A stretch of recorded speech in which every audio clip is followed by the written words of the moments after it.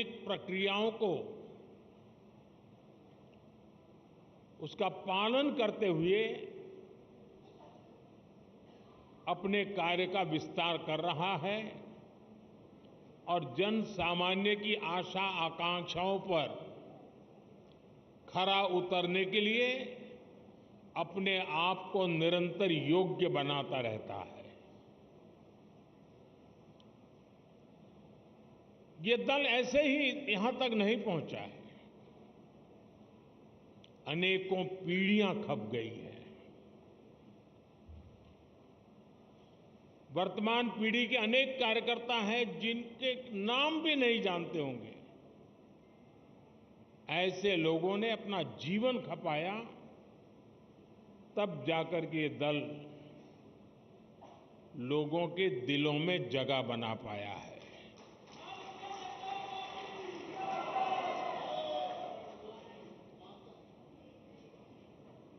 मैं जब राजनीति में नहीं था,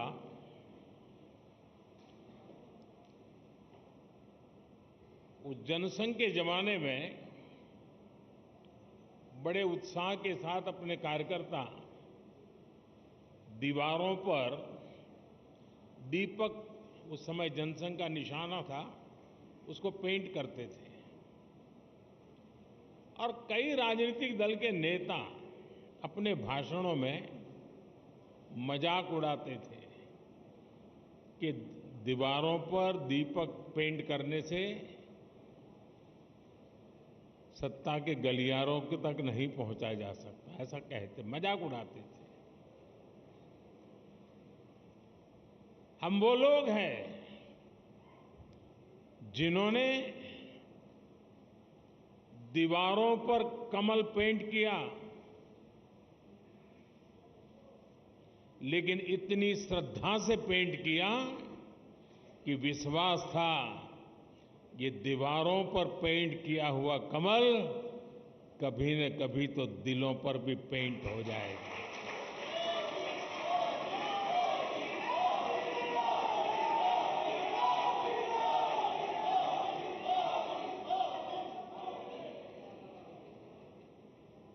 और कुछ लोग हमेशा हमारी मजाक उड़ाते रहे हैं। जब संसद में हमारे 2 सदस्य थे, तब भी इतना भद्दा मजाक हमारे लिए उड़ाया गया था।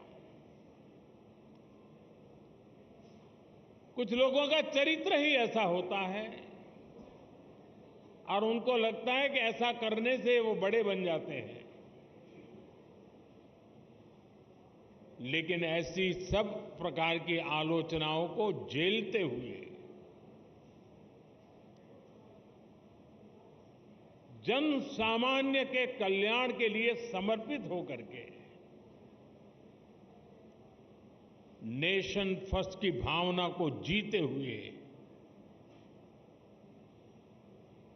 हम चलते ही रहे। और पंडित दीनदयाल उपाध्याय जी ने हमें मंत्र दिया था, चरैवेति चरैवेति चरैवेति, चलते रहो। एक समय था जब जनसंघ और भाजपा के कार्यकर्ता की पहचान, और आज भी कुछ राज्यों में भारतीय जनता पार्टी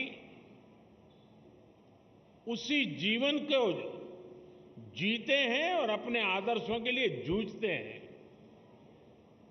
हमारे कार्यकर्ताओं के लिए क्या कहा जाता था, चाहे वो जनसंघ का कार्यकर्ता हो या भाजपा का, उसका एक पैर रेल में होता है और दूसरा पैर जेल में होता है।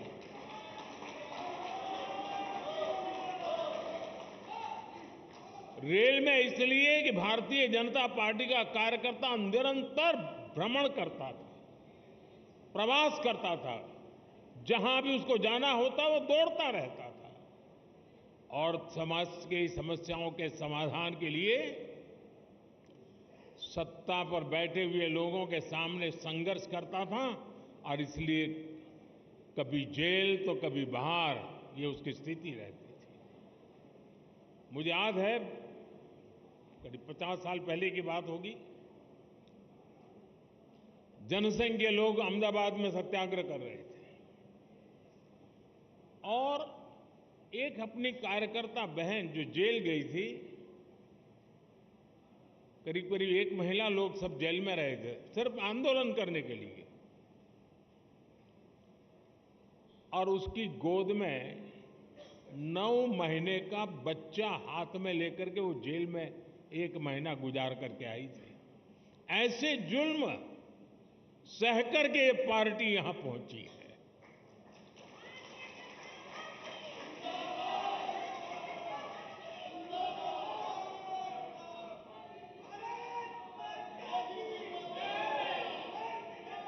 और ये जुल्म करने वाले लोग एक छोटे से जुलूस को भी स्वीकार करने को तैयार नहीं होते थे, जेल में बंद कर देते थे। सत्ता का नशा उतना था उनको। साथियों, मैंने सालों तक संगठन में ही काम किया है। मैं भी कभी इसी प्रकार की बैठकें लिया करता था, दौरा किया करता था, सदस्यता अभियान का हिसाब किताब किया करता था। और मेरी ट्रेनिंग इस काम के लिए प्रमुख रूप से हमारे माननीय सुंदर सिंह जी भंडारी जी ने की थी, और वे इस विषय में बहुत आग्रही रहते थे। थोड़ा सा भी वो इधर उधर स्वीकार नहीं करते थे।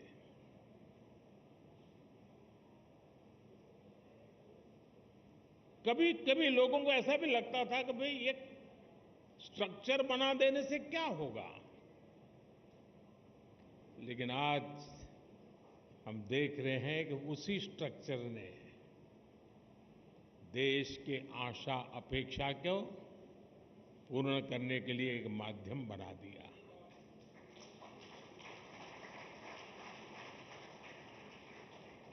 अब हम सदस्यता के लिए जाएंगे। साथियों, ये सदस्यता कर्मकांड नहीं है। हमारे लिए सदस्यता यानी अपने परिवार का विस्तार है। हमारे परिवार में अगर किसी का जन्म होता है तो जितनी खुशी होती है, हमारे परिवार में शादी कर करके कोई बहू आती है तो परिवार के विस्तार का जो आनंद होता है, वो आनंद बीजेपी में जो कोई नया सदस्य बनता है, परिवार के विस्तार का आनंद होता है।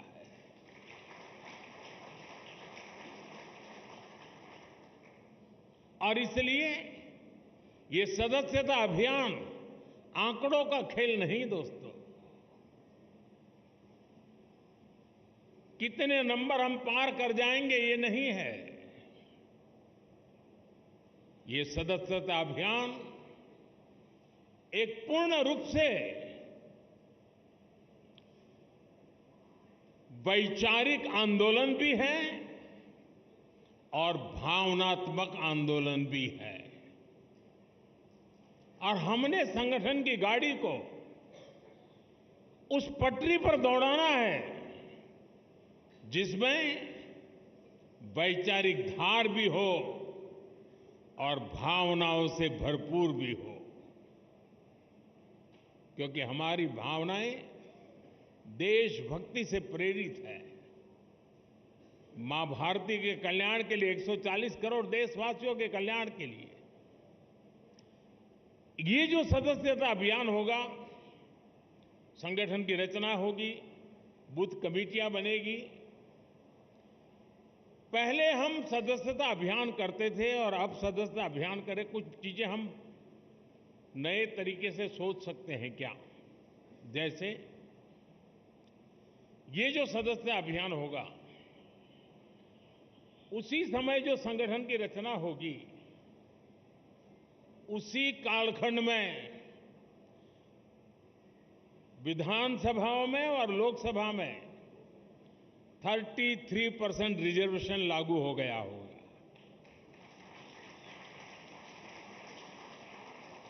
महिलाओं के लिए अगर ये 33% रिजर्वेशन इसी कालखंड में आने वाला है, तो क्या मेरी सदस्यता अभियान में मैं ऐसे सभी लोगों को जोड़ूंगा जो मेरे पार्टी के इतने महत्वपूर्ण निर्णय में अधिकतम महिलाओं को विजयी बना करके एमएलए एमपी बना सके।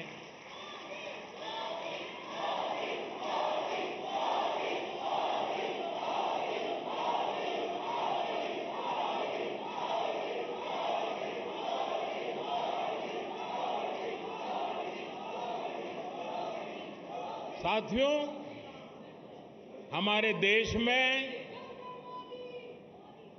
पूरे विश्व के लिए, खास करके ग्लोबल साउथ के देशों के लिए, डेवलपिंग कंट्रीज के लिए एक मॉडल रूप काम हमने किया है, और वो है एस्पिरेशनल डिस्ट्रिक्ट, एस्पिरेशनल ब्लॉक।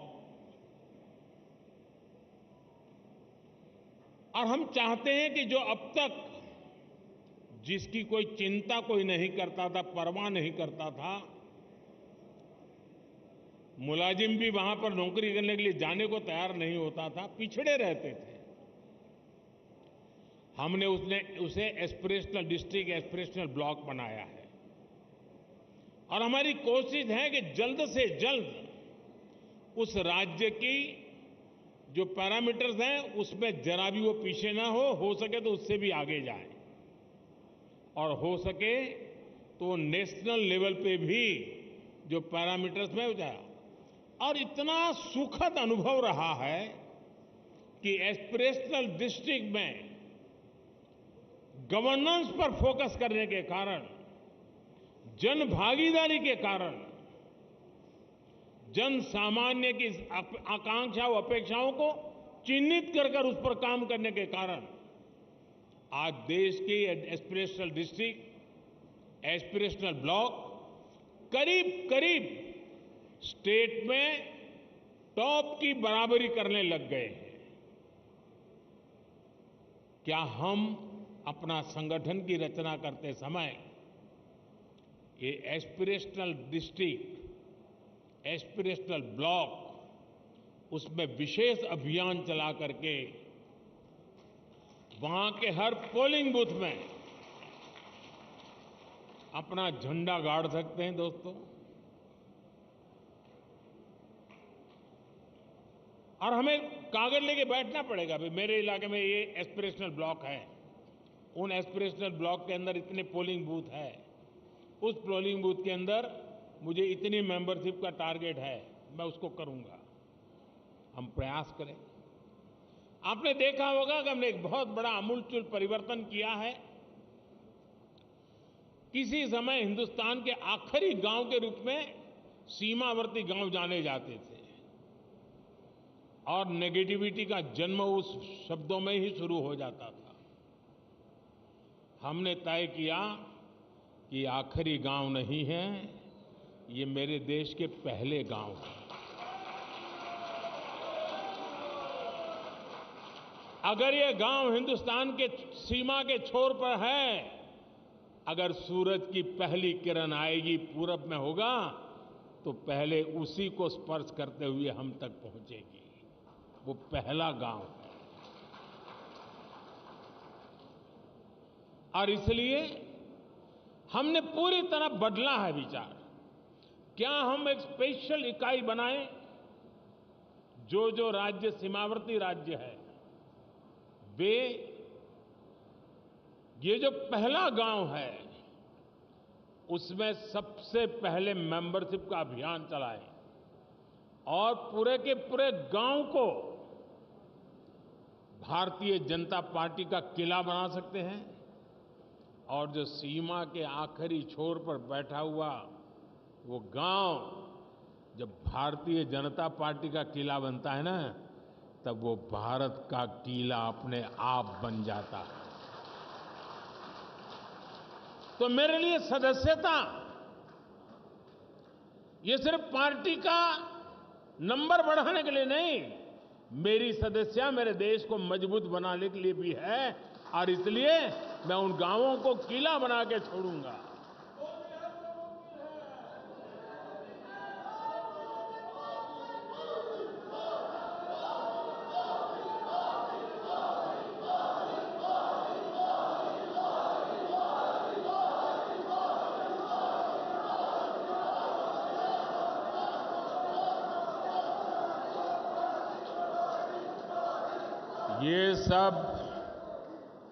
ये सब मुमकिन है लाखों कार्यकर्ताओं के तपस्या के कारण।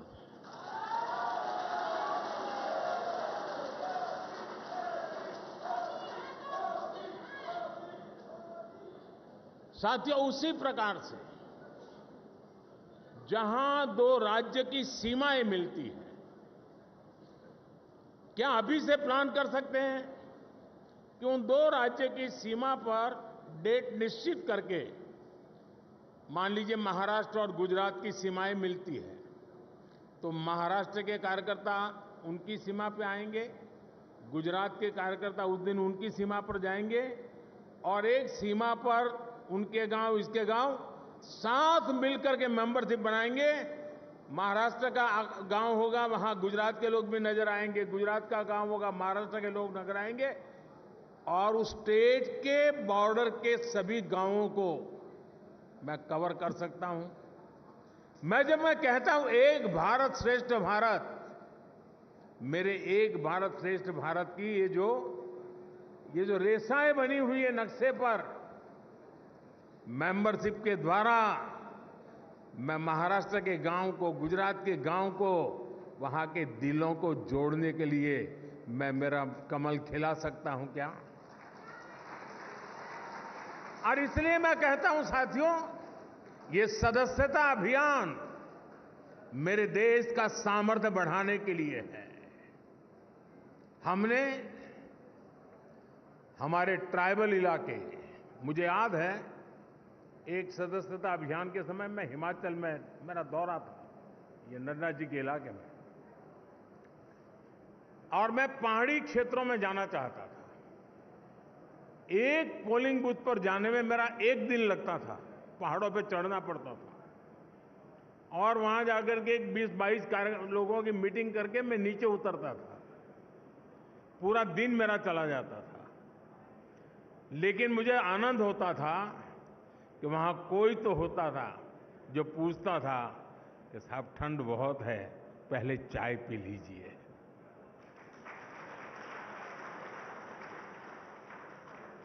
यानी किसी ने तो तपस्या की थी, किसी ने तो मेहनत की थी। क्या हमारे जो ट्राइबल बेल्ट है, उसमें दूर दराज के जो क्षेत्र हैं, उसमें भी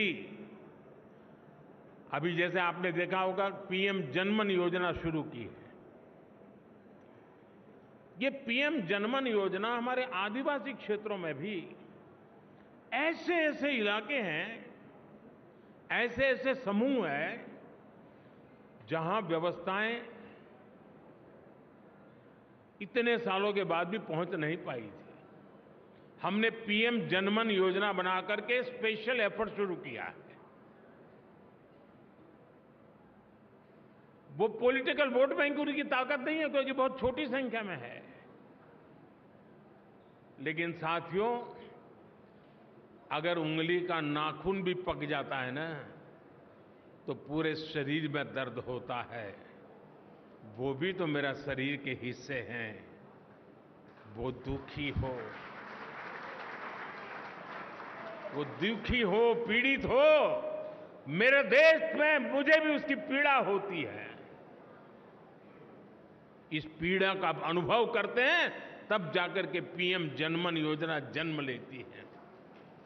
सरकार तो पहुंचेगी, रोड भी बन जाएंगे, बच्चों का स्कूल में एडमिशन भी हो जाएगा, लेकिन कमल कौन खिलाएगा?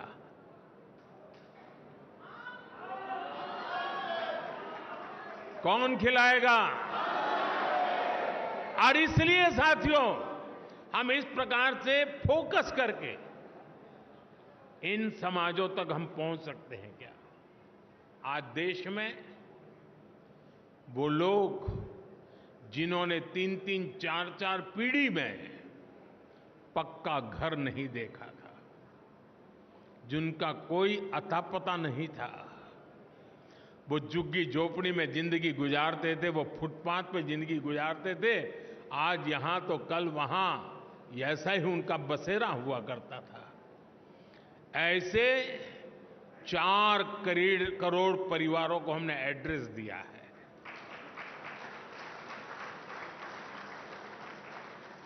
और जब जिंदगी में घर का पता तय हो जाता है ना, तो मंजिल का पता भी अपने आप बनने लग जाता है।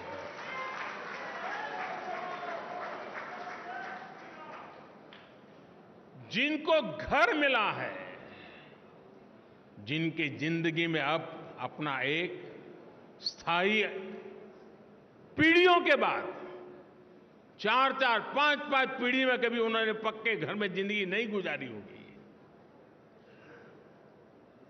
क्या ये मौका नहीं है दोस्तों उनके पास जाने का? लिस्ट लेकर के उनके पास जाना चाहिए कि नहीं जाना चाहिए? क्या उसको नहीं लगना चाहिए कि जिस कमल ने मेरे घर की दीवारें बनाई हैं, उस कमल को मैं अब दिल के अंदर जगह दे दूं? ये भाव उसके अंदर पैदा नहीं हो सकता है? और इसलिए मैंने कहा कि हमारे लिए ये हमारा जो परिवार का विस्तार है, वो विस्तार अपने आप को फैलाने का है ऐसा नहीं है, अनेक लोगों को अपने आप में समाने का है, हमारे भीतर समाहित करना है, हमारे सुख दुख का साथी बनाना है। और तब जाकर के एक ऐसा भाजपा परिवार पूरे देश में निर्माण होता है जो राष्ट्र के सपनों को पूरा करने के लिए एक कैटलिक एजेंट के रूप में बहुत बड़ी सेवा कर सकता है। और इसलिए साथियों, इस सदस्यता अभियान को एक पवित्र कार्य मान करके हमने करना चाहिए। और जब कोई व्यक्ति सदस्य बनता है ना, जैसे कोई नया बच्चा स्कूल जाता है तो माँ बाप कैसा माहौल बनाते हैं, तिलक करेंगे, मिठाई खिलाएंगे, अच्छे कपड़े पहनाएंगे, उसी भाव से सदस्य बनना चाहिए। और मुझे अच्छा लगा, आज मुझे इस वातावरण में सदस्य बनने का मौका मिला। उत्सव के वातावरण में मैं सदस्य बन रहा हूं। हम भी सदस्यता अभियान को उत्सव में परिवर्तित करें। सामने वाला हमारे परिवार में जुड़ रहा है, मतलब हम बड़े गौरव अनुभव कर रहे हैं कि आप हमारे यहां आए। हमें ये भाव नहीं लाना चाहिए कि हमने उपकार किया है तुम्हें मेंबर बना के, नहीं। आपने देश हित के लिए आगे आए हैं, हमारे लिए गौरव की बात है। आप हमारे एक साथी बन गए हैं जीवन में, इससे हमें और क्या धन्यता चाहिए। साथियों, आज जो 18-20 साल की उम्र के लोग हैं, उन्होंने वो अखबार नहीं पढ़े हैं जिसकी हेडलाइन हुआ करती थी कि आज इतने लाख का घोटाला हो गया, आज इतने करोड़ का घोटाला हो गया, आज ये हो गया, ये हो गया, ये हो गया। आज जो 18-20 साल के बच्चे हैं, उन्होंने ये पढ़ा नहीं है। उन्हें पता नहीं है कि 10 साल, 11 साल के पहले देश की हालत क्या थे। उसने एक नया हिंदुस्तान देखा है और इसलिए उसके सपने भी वहीं से शुरू हो जाते हैं। और तब जाकर के हमारी जिम्मेवारी अनेक गुना बढ़ जाती है। क्या हमारा दायित्व नहीं है कि 18 से 25 साल की एक पूरी पीढ़ी को टारगेट करके, प्लान करके भारतीय जनता पार्टी से जोड़े, ताकि उनको भी पता चले कि उनके माता पिता ने कितने बुरे दिन देखे थे, उनके माता पिता कितनी मुसीबतों से गुजरते थे। एक टेलीफोन का कनेक्शन लेने के लिए उनको एमएलए एमपी के घर में चक्कर काटने पड़ते थे। एक गैस का कनेक्शन लेने के लिए उनको सालों तक इंतजार करना पड़ता था।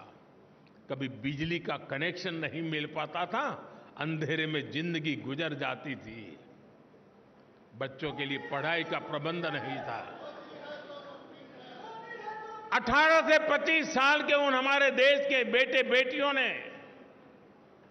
अपने मां बाप की मुसीबतों से गुजरते थे, जिंदगी जीते थे, उससे वो अनभिज्ञ है।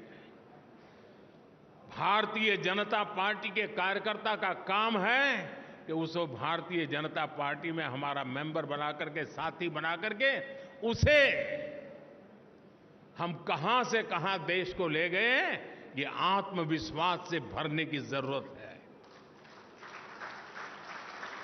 साथियों, 18 से 25 का उम्र का व्यक्ति मेरे लिए भाजपा के मतदाता जैसे सीमित स्वार्थी विचार से मैं उसकी चर्चा नहीं कर रहा।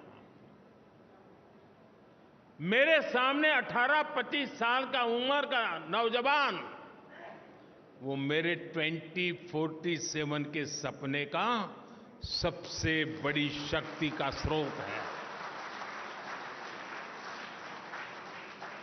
2047 में मेरा देश विकसित भारत बनेगा। आज जो 18, 20, 22, 25 साल का नौजवान है, वो उस समय 50 साल का हुआ होगा। उसकी जीवनी की सबसे ऊर्जावान समय देश विकसित भारत की यात्रा में होगा। उस समय उसकी जीवन की यात्रा चलती होगी। एक इतना बढ़िया संयोग होगा कि उसका सामर्थ्य हमें विकसित भारत बनाने के सपने पूरे करने में काम आएगा। और इसलिए विकसित भारत के सपने पूरे करने के लिए जिस सामर्थ्य की मुझे जरूरत है, वो 18 से 25 साल का मेरा नौजवान है। उसे हमने इस विचार से जोड़ना है, नेशन फर्स्ट के लिए जीने के लिए जोड़ना है।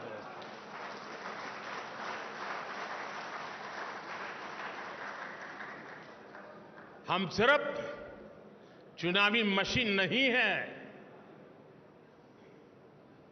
हम वो खाद पानी है जो देशवासियों को, सपनों को हम सींचा करते हैं। हम वो खाद पानी हैं जो अपने आप को खपा करके देश के सपनों को, संकल्प और संकल्प को सिद्धि तक ले जाने की यात्रा में अपने आप को डुबो देते हैं जी। और इसलिए भारतीय जनता पार्टी का कार्यकर्ता चुनाव, कुछ लोगों ने कह दिया है मशीन, ये तो चुनावी मशीन है भाजपा के पास। इससे बड़ा भाजपा का कोई अपमान नहीं हो सकता है। अरे चुनाव जीतना, ये तो मेरी पार्टी के कार्यकर्ताओं के निरंतर पुरुषार्थ और प्रयास के परिणाम एक बाय प्रोडक्ट है।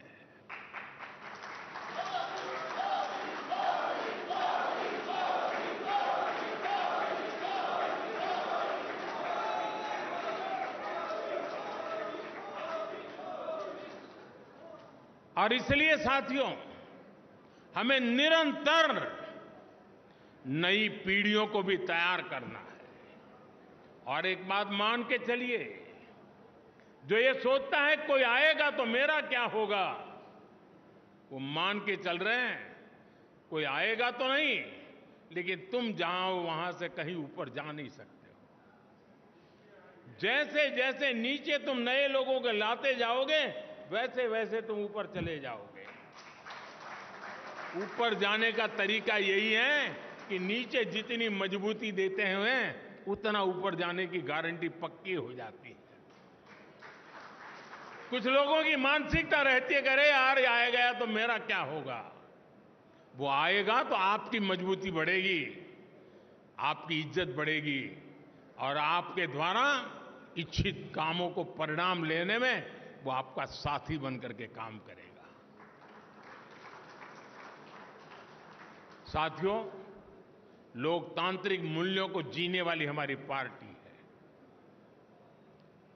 हम व्यवस्था में भी लोकतंत्र को स्वीकार करते हैं, हम विचार में भी लोकतंत्र को स्वीकार करते हैं, हम संस्कार में भी लोकतंत्र को स्वीकार करते हैं।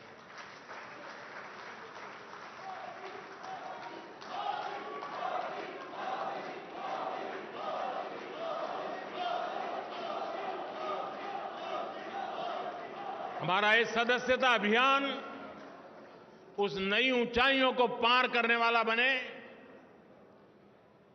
समाज के अधिकतम लोग मैं तो शुरू यही चाहूंगा आप अपने इलाके में कि जिस पोलिंग बूथ में सी ग्रेड का पोलिंग बूथ मानते हैं ना, सदस्यता अभियान वहीं से शुरू करो। जिसे आप पिछले 2-3 चुनाव में जिसको सी ग्रेड का पोलिंग बूथ मानते हैं, जहां पर आपको मिनिमम वोट मिले हैं, सदस्यता अभियान वहीं शुरू करना चाहिए। दोस्तों, चुनौती को चुनौती देना ये तो भारतीय जनता पार्टी की रगों में है।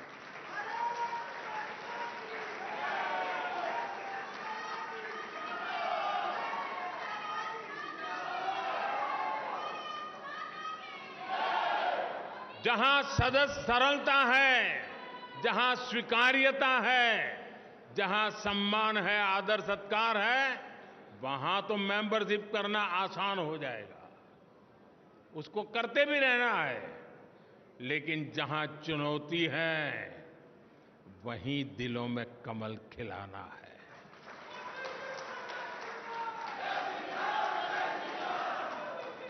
और हमारी कसौटी इसी में है साथियों। आज देश के गरीब का सबसे अधिक विश्वास हमारी नीतियों में है, हमारे निर्णयों में है, हमने लिए हुए रास्ते से मिले परिणामों में है। और इसलिए हमें उस सामर्थ्य के साथ आगे बढ़ना है। मुझे पक्का विश्वास है, नड्डा जी के नेतृत्व में पार्टी की संगठन की शक्ति पूरी तरह लगी है, तब ये सदस्यता अभियान पुराने सारे रिकॉर्ड तोड़ेगी।